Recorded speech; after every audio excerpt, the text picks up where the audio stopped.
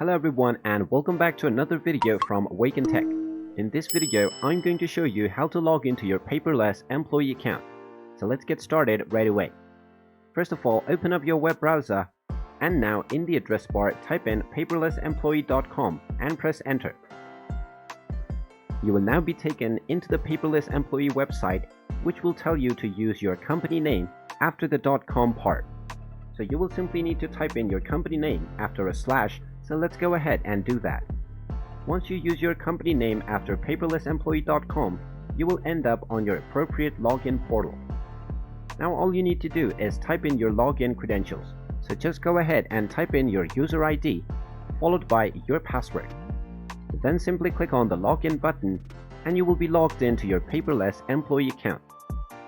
In case you forgot your user ID or your password, you can find the Forgot User ID and Password button right underneath the login box.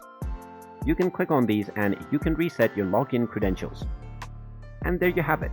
That is how easy it is to log into your paperless employee account. If you find this video helpful, make sure you hit that like button and subscribe to our channel if you haven't done so already.